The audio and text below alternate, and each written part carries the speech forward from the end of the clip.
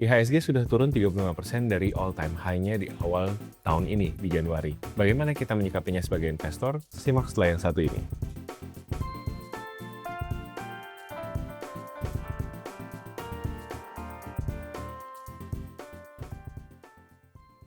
Hai guys, welcome back to podcast Samuel dan Claudia. Gue Samuel dan ini istri gue Claudia. Kami pasangan suami istri kantoran, teman sharing kamu seputar karir, keuangan, and all about adulting. Di channel ini kalian menemukan video-video seputar topik-topik tadi. Jadi kalau kalian suka dengan apa yang kalian tonton hari ini, jangan lupa untuk share, komen di bawah, subscribe, dan juga follow kami di Spotify kalau kalian dengerin ini dari Spotify untuk support channel ini. Minggu ini kita mau ngomongin soal sesuatu yang agak teknis dan agak mungkin jelimet, tapi kami coba sampaikan dengan bahasa yang sederhana supaya teman-teman juga bisa ngerti dan bisa aware juga dampaknya apa mungkin ke investasi teman-teman. Ya ini jelimet tapi penting untuk dibahas ya, karena ini menyangkut uang yang Betul. sudah kita susah payah cari, terus mau kita simpen ya kita tentunya harus lebih cermat ya dan mau belajar walaupun ribet karena ya itu menyangkut uang yang sudah Kita kumpulin capek-capek tadi. dengan susah payah. Video hari ini adalah kolaborasi berbayar bersama XTB Indonesia. Di video ini kami akan memperkenalkan XTB Indonesia sebagai salah satu opsi diversifikasi investasi ke saham luar negeri, tapi tetap do your own research ya. Jadi barusan pagi ini Google pada saat hari rekaman di tanggal 6 Juli, indeks harga saham gabungan telah turun sekitar 35% sampai 38% dari rekor tertinggi sepanjang masa. Nah, all time high-nya interestingly juga terjadi di tahun ini di tanggal 20 Januari 2026 itu level 9.174. Ya, sekarang di awal Juli ini kisaran IHSG itu di angka 5.800. Jadi drop ya 35. 35%. Lumayan banyak ya, ibaratnya teman-teman punya 10, ini udah hilang 3 gitu. Jadi Angkat ya, hampir hampir hilang. 4 hilang. Ya lumayan dalam koreksinya. Ya, menurut kamu gimana tuh? Ya ini sebenarnya tahun ini cukup bikin jantungan banget ya, kayaknya berasa naik roller coaster dari awal tahun ada aja gebrakan dar-der-dornya. Betul. Dan ya jujur aja kalau baca ikutin berita terutama yang sosial media itu sempet sampai jadi stres sendiri ya, jadi down sendiri. Harga BBM non-subsidi Pertamax naik menjadi Rp16.250 per liter. Bahwa implementasi sistem ekspor satu pintu akan dilakukan dalam 2 tahap. Tahap pertama berlaku. Satu tersangka baru berinisial LMI merupakan perwira polisi aktif yang bertugas di internal BGN. Apa ya, karena ini negara kok ini Begini. banyak kejutan banget gitu ya. Terus kayak ini mau dibawa kemana, ujungnya kemana. Mungkin kan kalau dulu COVID kan kayak merasakan, oh ya ini worldwide ya, sakit semua gitu. Terus ini kayak, ini masalahnya sebenarnya apa sih gitu ya. Kayaknya negara-negara tetangga yang sesama di kawasan ASEAN banyak juga yang performance-nya lebih bagus gitu ya, yang justru mata uangnya menguat. Padahal regionnya sama ibaratnya Iya, ya. jadi ini ada apa ya di negara kita, dan juga akhirnya ya impact-nya tentunya jadi ini investasinya kita mesti gimana ya yang lebih lebih nggak jantungan gini gitu. Karena Iya. kalau ngelihat tiap kali buka portfolio terutama yang saham, buka aplikasi kan ngecek gitu kayaknya wow gini-gini banget gitu kan, sempet yang drop merah semua kebakaran itu juga gimana ya kayaknya, walaupun kan ya kita tahu prinsipnya saham itu long term dan Iya. sebagainya, tahan ya 10-15 tahun, cuman kan tetap aja ya namanya manusia ngelihat kebakaran semua kan aduh nggak tahu lah gitu. Kayaknya. Ya mungkin untuk konteks sedikit, portfolio saham kami itu sekitar 40% sebelumnya dari keseluruhan kekayaan bersih kami. Saham Dan lokal ya. iya, saham lokal. Nah, kemudian di awal Januari yang tadi all time high tadi, sebenarnya itu kami ada sempat jual. Jadi udah mungkin berkurang lah dari 40% tinggal 20-an persen sekitar itu. Nah, jadi yang dimaksud kalau naik turun deg-degan tadi adalah sisa 20% tadi yang kami pantau terus tiap bulannya dan emang kondisinya ya begitu. Bahkan bukan naik turun, makin lama makin Turun terus ya, makanya turun terus. turun dengan mengenaskan. Pusing ya. Maka dari itu, hari ini kita bersama XTB Indonesia, kita mau ceritain ke teman-teman, ini ada salah satu metode untuk diversifikasi portfolio investasi kalian. Tapi sebelum masuk ke situ, kita mungkin mau cerita dikit, mau coba memahami dikit kenapa sih ini terjadi. Kenapa sih ini terjadi di Indonesia, dan ini menurut analisa awam kami aja ya. Seperti kalian tahu, ini kan bukan channel makroekonomi, bukan channel yang ngomongin analisa ekonomi yang susah-susah. Jadi ini channel bagaimana buat Sharing. teman-teman di rumah gitu ya bisa memahami kondisi ekonomi Indonesia secara gampang gitu. Jadi mungkin analoginya gini ya, pertama-tama adalah kebijakan yang berubah-ubah. Itu poin pertama kali ya. Kita mungkin nggak bisa bilang untuk long term, cuman yang bisa kita lihat adalah ini kan pasti tahun pertama dari administrasi baru bekerja. Artinya administrasi baru kan pasti punya agenda-agenda tersendiri yang mungkin berbeda dengan administrasi sebelumnya. Administrasi maksudnya pemerintahan ya. Jadi bukan berarti jelek atau buruk atau gimana, Ini cuman yang pasti berubah aja. beda gitu. Nah dengan perubahan ya seperti biasa lah teman-teman juga yang udah seperti kami mungkin kepala 3 usia udah tahu lah udah melewati beberapa siklus administrasi. Memang Indonesia begitu. Ya, setiap kali ada administrasi baru berubah. Yang angkatan ini kurikulum apa tuh? HBK, kurikulum berbasis kompetensi, ingat kan tiap tahun ganti buku, hampir berapa tahun sekali ada menteri pendidikan baru, buku baru keluar. Jadi sama halnya terjadi sama pemerintahan kita. Cuman kalau buku sekolahan kan paling ya anak-anaknya babak belur gitu kan, harus belajar lagi dari nol sistem yang baru. Cuman kalau ini kan kita bicara duit, kita bicara investasi. Kamu kalau mau naruh duit, kamu prefer naruh di tempat yang aman, nggak berubah-ubah aturannya, growth-nya kamu bisa lihat 5, 10 tahun, 20 tahun, atau kamu taruh di tempat yang volatile, yang dar-dar gitu kan. Ya itulah salah satu alasan kenapa uang pada kabur gitu, uang pada kabur keluar dari Indonesia. Itu alasan pertama. Ya, jadi karena kita melihatnya market Indonesia itu kok kayaknya volatile banget, dar-dar banget, akhirnya kita memutuskan untuk diversifikasi ke dolar Amerika. Ya jadi ke saham Amerika juga, terus ke ya depositonya jadi deposito US dollar. Nah sebenarnya bukan karena nggak cinta Indonesia, cinta karena kita juga masih banyak asetnya di sini dan kitanya pun orangnya pun masih di sini, masih ada aset rumah tinggal di sini, masih ada mobil di sini, anaknya juga masih sekolah di sini. Cuman kan cinta negara tidak berarti kita tidak diversifikasi, ya kasih. Iya, jadi ya mungkin itu ya. Kemarin juga aku posting video habis health check up ke Kuala Lumpur, dibilang tidak cinta Indonesia, dari sinilah larinya devisa. Hey, sebentar guys, sebentar. Cinta negara itu nggak ada hubungannya dengan cara kamu ngelola keuangan. Sebenarnya kan kita retail, bukan instansi besar atau korporasi yang mungkin duitnya miliaran-miliaran, ratusan triliun gitu kan. Kita kan ya udah ini duit yang ada di tangan buat hidup aja gitu. Dan kami sudah posisinya udah nggak kerja lagi, udah artinya udah harus hidup dari tabungan yang seada-adanya ini gitu. Dan ngelihat kayak wah gila turun berapa tadi 35% dari awal tahun. Ya gimana nggak ketar-ketir gitu jantung ini gitu. Jadi akhirnya kita harus benar-benar pisahin nih, cinta Indonesia is one thing. Tapi smart about the manajemen money. keuangan is another thing gitu. Kita harus jadi yang orang bilang tuh smart money. Orang yang taruh uangnya dengan pintar, melihat peluang apa nih yang ada di market kayak gitu. Bukan nggak mungkin kalau nanti kondisi Indonesia membaik lagi, kita akan taruh lebih banyak uang lagi di Indonesia. Baru hari ini pada saat hari rekaman nih obligasi keluar ya, ori seri berapa 7% tuh yang 7%. Nah itu juga menarik. Kita juga mungkin akan taruh di situ. Tapi video ini kita mau bahas tentang diversifikasi ke saham luar negeri pada khususnya. Iya.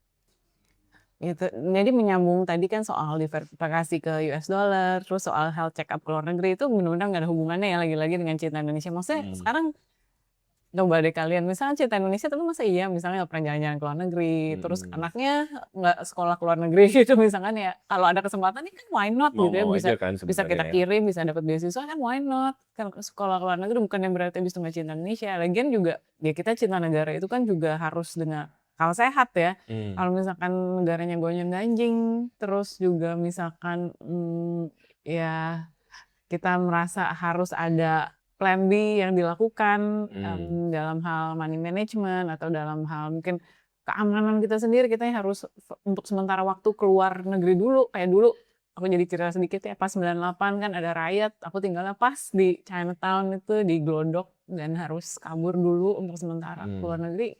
Ya masa nggak kita lakukan ya dalam demi cinta Indonesia itu kan nggak bisa kayak gitu juga ya. Jadi let's separate about cinta negara dan berstrategi dalam hidup ya. Betul. Nah terus udah gitu kita kalau ngomongin yang namanya US dollar, kenapa pilihannya US dollar?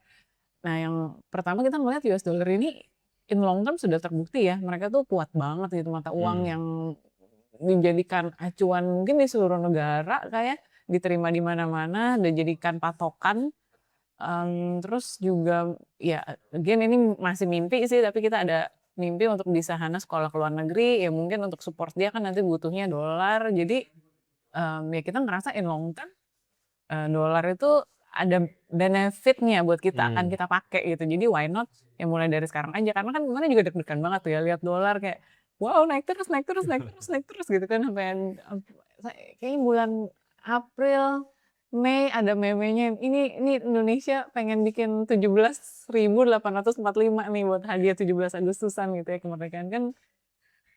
Udah lewat by the way itu. Udah lewat, udah kelewat kan 18.000 ya, Udah mau makanya 18.000. lebih parah daripada yang diprediksi oleh meme-meme itu. Belum Agustusan.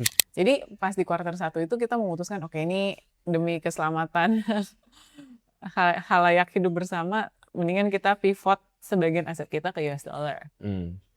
Ya, US dollar juga, you like it or not, whether you like the US as a country or not, adalah uang yang dipakai untuk transaksi minyak. Jadi meskipun mereka di Qatar atau di negara manapun, itu kalau transaksi beli barrel oil itu pakai minyak. Artinya kan itu menambah kuat mata uang itu gitu. Karena orang karena orang akan bertransaksi, ya mereka hanya mau pakai US dollar. Jadi ya let's separate again. Let's separate the country, like and dislike about certain person who's maybe yang lagi mimpin negaranya dengan kondisi finansialnya gitu. Aku pernah dapat insight lah dari salah satu teman kita orang Singapura yang cukup senior gitu. Dia bilang, I did not invent the game. Jadi don't blame the game. Jangan salahkan, ini permainannya seperti ini, tatanan dunianya sudah seperti ini. Nah, pilihan kamu adalah kamu mau jadi smart atau enggak. Atau kamu jadi orang yang wah ini gara-gara ada ini elit global, ada apa segala macam. Ya kalau ngomongin konspirasi nggak ada habisnya ya. Cuman maksudnya kalian, do you want to be smart about your money or not? Itu sih. Ya kita juga maksudnya bisa apa sih mengubah dunia dengan aset gitu yang ya remah-remahan gitu ya. Anyway kan ya to be realistis kan tentunya kita harus save ourselves first, save our family first. Nggak bisa juga kan kita save our country juga gitu ya. Iya. Terus ada juga mungkin yang bertanya, apakah sekarang waktu yang bagus justru untuk beli saham Indonesia? Karena harganya udah murah. Nah, serok gitu ya. Kalau aku sendiri ya mungkin menarik juga ya, mungkin ada benernya. Karena saham-saham Indonesia sekarang banyak banget, terutama yang aku ngerti ya big banks gitu, yang udah undervalued gitu. Tapi kita juga harus sadar untuk kembali ke level bisa kayak di awal tahun 9.000 segala macam itu, kita nggak bisa pakai uang dalam negeri kita sendiri. Teman-teman lihat kejatuhan dari 9.000 ke 5.000 ini itu karena banyak asing keluar. Hai, antek asing. Asing ini bukan kamu, bayangan kamu ada orang-orang bule yang mereka iseng mau jahatin Indonesia terus gue jual, syukurin lu gitu. Enggak, mereka nih dana pensiun besar dari bank-bank besar di dunia yang mereka tuh investasinya berdasarkan rating. Mereka pilih rating tertentu dan sekarang ada beberapa lembaga pemerintah yang sedang menangguhkan rating Indonesia gitu. Jadi rating kita tuh mau diturunin. Salah satunya karena transparansi saham. Cara kita mengelola bursa kita itu nggak transparan. Gitu. Nah itu kelihatan sama asing dan mereka suruh betulin dulu. Baru gua kasih lu rating bagus. Gitu. Nah begitu terjadi nilai jelek dari pemeringkat ini, langsung dana pensiun pada keluar, jebret. Nah, begitu keluar, nah itulah value-nya turun.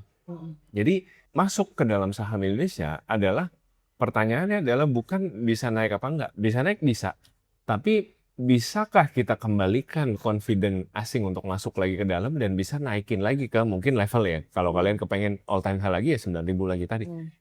Ya itu kita nggak tahu apakah administrasi yang sekarang bisa melakukan, ya mungkin bisa, mungkin juga lama waktunya untuk mengembalikan, kita nggak tahu juga. Ada beberapa konten yang membandingkan ya kembalinya COVID kemarin sama kembalinya pas krisis kapan gitu. Ada yang 3 tahun, ada yang 5 tahun, ada yang cepat. Jadi it's a risk juga yang you guys have to be willing to take. Dan kami masih ada gitu sebagian kecil aset di saham lokal. Nggak kecil-kecil amat lah. Ya lumayan lah. Yang kami pun berharap balik gitu ya. Tapi in the meantime, ya itu tadi, kami juga diversifikasi ke luar negeri. Ya. Nah ini rating ini kenapa penting ya? Mungkin teman-teman mikir ini kenapa nih siapa nih lembaga rating kenapa ngeret dia punya hak apa ya? Jadi lembaga rating tuh ada beberapa ya, Morgan Stanley, ada Poor and apa tuh, Standard and Poor. Standard and Poor juga. Yang ngomongnya mungkin buat teman-teman yang lagi mungkin ngikutin lembaga rating ini siapa sih lembaga ini dan mereka kenapa punya wewenang gitu ya dan gunanya apa di ratingin.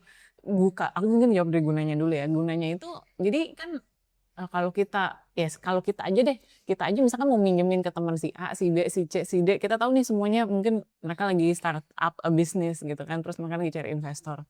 Kita mau invest juga kan kita nggak bisa cuma sekedar oke gue tahu lo rumah lo di mana, kan nggak bisa ya, kita kan harus lihat seberapa potensial bisnisnya, dia udah masukin dana berapa banyak, kira-kira manajemennya seberapa transparan, seberapa bagus, seberapa profesional.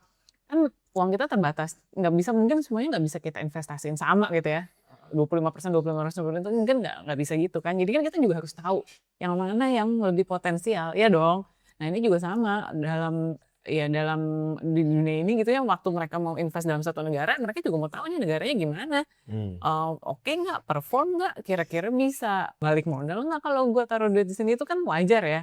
Nah untuk bisa menilai itu, makanya adalah lembaga rating yang netral ya. Ini benar-benar bukan dari satu negara tertentu, tapi dia netral view-nya. Nah, setauku sih ada beberapa seperti Fitch Rating, seperti Standard and Poor.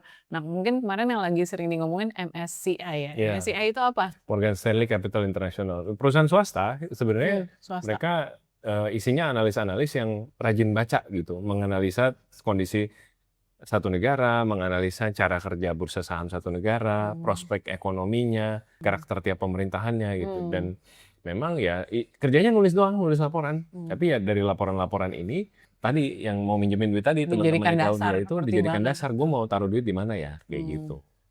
Nah, unfortunately our rating, our grade has not been favorable with these companies, khususnya untuk tahun ini. Iya.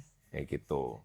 Jadi penting nih buat kalian yang berpikir, iya murah, betul, sekarang murah, betul sekali, tapi kita mau menunggu sampai kapan lembaga-lembaga rating ini akan mengembalikan rating Indonesia ke nilai yang bagus gitu.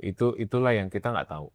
Karena sekarang udah agak tricky, variabelnya banyak gitu, nggak cuma variabel dalam negeri aja, tapi luar negeri. Dan sorry to say ya, memang pasar modal kita itu memang banyak sekali pemain asing yang masuk dan keluar. Jadi ini juga jadi PR buat kita, ya buat pemerintah untuk mungkin menggiatkan ya bursa pasar saham lokal. Iya, ini ya maksudnya ini juga sebenarnya sih buat pemerintah juga untuk berkaca sih ya, maksudnya gimana cara mereka bisa meningkatkan kinerja dengan lebih baik, lebih transparan. Jadi orang juga percaya, ya namanya kita mau taruh duit kan harus transparan dong, aturannya semua jelas, terus mungkin ya perpajakannya jelas, aturan mainnya jelas, jangan tiba-tiba tengah jalan ketemu preman gitu misalkan. Kan ini banyak juga kan yang dikeluhkan sama pemain sama bisnis-bisnis asing.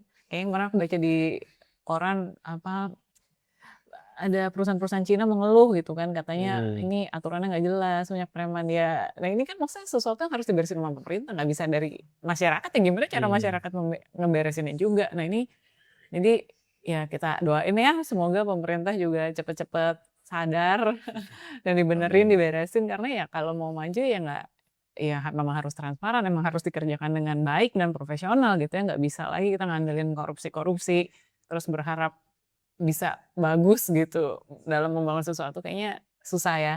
Iya, contoh yang udah kelihatan jelas tuh ya di negara tetangga ada Filipina, itu kan negara yang bisa dibilang korup dan kondisinya lebih kasihan guys dari Indonesia. Tapi ya anyway, that's for another video. Balik lagi ke investasi dan diversifikasi. Nah disinilah XTB Indonesia masuk sebagai solusi. Jadi buat teman-teman yang tertarik untuk diversifikasi ke saham Amerika Serikat, di mana sekarang bursa Amerika Serikat ini jadi bursa yang jadi banyak acuan buat investor di seluruh dunia, juga banyak sekali dana pensiun yang berinvestasi di sana gitu ya. Jadi kalau kalian kepingin diversifikasi, nah disinilah ada XTB Indonesia, yaitu platform aplikasi untuk berinvestasi di pasar modal Amerika Serikat. Volumenya itu gede banget ya, maksudnya bursa di Amerika Serikat itu jauh lebih besar pada bursa Indonesia, jadi susah untuk digoyangin gitu ya, mereka lebih stabil. Dan perusahaan-perusahaan besar di dunia yang coba kita mikir apa, Apple, Nvidia, Microsoft, itu kan semuanya di listingnya di bursa efek Amerika Serikat ya. Jadinya memang secara volume uang yang diputerin di situ juga jauh lebih banyak daripada bursa Indonesia. Ya. Dan secara keamanan XTB Indonesia ini sudah resmi terdaftar di OJK dan di Bapepti. Tapi kan Sam, sekarang kan dolar udah 18.000 lebih ya. Nah itu kalau mau masuk sekarang nggak telat tuh. Ini kira long term ini. Ya jadi mikirnya balik lagi. Ya memang selalu ada risiko itu guys. Namanya investasi, apalagi investasi di saham dan mata uang asing itu resikonya kan berarti ada resiko fluktuasi mata uang asing, ada resiko sahamnya juga. Gitu kan. Jadi double sebenarnya. Jadi apa yang kami share hari ini juga, kalau kalian masih pemula ya belajar dulu ya lebih lanjut lagi gitu. Kalau kalian belum nyaman juga, it's totally okay untuk mulai dengan instrumen investasi yang kalian lebih paham. Tapi kalau bicara soal dolar dan saham, ini kita harus mentalnya jangan mental judi untuk dapetin short term gain. Kalau kami, cara berpikirnya adalah ini adalah uang yang kami memang sengaja taruh di dalam bentuk US dollar, dalam bentuk saham luar negeri untuk kami pakai di hari tua. Untuk kami pakai di mungkin Hana sekolah 12 tahun lagi. Jadi jauh banget gitu pemakaian uangnya. Itu yang baru kami berani untuk taruh. Kalau kami mau pakai besok atau pakai tahun depan gitu ya, untuk dana darurat kalau mobil tiba-tiba mogok gitu ya, jangan ditaruh di dolar di luar negeri. Dan kalau kalian mikirnya jangka panjang, artinya kan kita juga harus ngelihat tren jangka panjang, bagaimana tren rupiah dan dolar. Relationship-nya ya melemah terus guys. Gua kemarin waktu belakangan rame-rame tentang rupiah dolar, gue tarik ke belakang gitu. Coba dari Indonesia merdeka atau pokoknya cukup jauh lah gitu. Dan itu memang mata uang kita, dan bukan cuma kita ya, mata uang negara-negara berkembang di ASEAN itu memang terhadap US dollar pasti depresiasi in the long term gitu. Memang kalah karena coba kita lihat perusahaan-perusahaan asing yang pada masuk ke sini kan. Akhirnya kan mereka berapa tahun sekali harus setor ke perusahaan induknya, harus balikin modal. Bank-bank asing, perusahaan-perusahaan asing, mereka kan pasti repatriasi dana. Itu kan repatriasi yang diambil rupiah dijual, dolar dibeli. Rupiah dijual, dolar dibeli gitu. Jadi memang akan melemah terus ya ke depannya gitu. Dan itu juga harus jadi pertimbangan buat kalian yang kalau kalian sekali lagi, kalau kalian ada kebutuhan untuk keluar dari Indonesia, kalau kalian ngerasa kayaknya hidup gua sehari-hari gua pakai rupiah aja, gue nggak ada bisnis ekspor impor, gue nggak ada rencana nguliahin anak gue ke luar negeri, that might be fine. Maybe you don't have to worry about it. Tapi kalau kalian ya seperti kami, paling nggak satu hari nanti anaknya akan kuliah ke luar negeri, nah itu kayaknya worth it gitu untuk mikirin hal ini. Karena tadi yang gue bilang, trennya adalah the developing countries currency ya, rupiah, ringgit semua, baht gitu ya, dia pasti akan trennya turun terhadap US dollar. Jadi ini ada pertanyaan-pertanyaan yang mungkin banyak dilontarkan nanti di pemirsa yang lagi nonton hari ini, terutama yang awam seperti saya. Jadi saya akan coba tanya ya, aman nggak sih invest lewat platform luar negeri kayak gini? Nah, jadi kalau kalian mau cek ya, tadi kan aku udah bilang mereka udah terdaftar di Bapepti dan OJK. Kalau kalian mau cek, ada websitenya namanya ceklegalitas.bapepti.co.id. Itu dia udah terdaftar di situ gitu ya. Tapi terdaftar dan diawasi, ini bukan berarti nggak ada risiko. Bukan berarti kalau uang kalian hilang, ada yang gantiin. Bukan ya. Ini beda dengan lembaga penjamin simpanan. Kalau Bapepti dan OJK itu mereka sifatnya mengawasi, mengatur supaya playing field-nya tuh fair buat semua orang gitu. Tapi uang hilang karena kalian salah masuk saham atau kalian jual pada saat rugi, nah itu resiko masing-masing gitu. Oke. Lanjut. Kalau mau coba nih, butuh modal berapa untuk mulai? Bisa mulai dari nominal kecil, karena ada juga dia fitur beli sebagian ya, fractional share tadi. Terus ada promo bonus juga mulai dari kalian yang depositnya $100. Oke, next. Tapi kalau IHSG-nya nanti recovery, terus gimana? Rugi dong, uangnya udah keburu masuk. Ya nggak apa-apa, karena kan kita nggak keluar total dari IHSG kan. Tadi yang kata kuncinya adalah diversifikasi. Jadi sebagian uangnya ada di sini, sebagian kita simpan di luar. Jadi ini hanya sebagai salah satu opsi kita nyimpan uang aja. Nah, terus kalau rupiahnya menguat nih, tiba-tiba ada miracle, there can be miracle.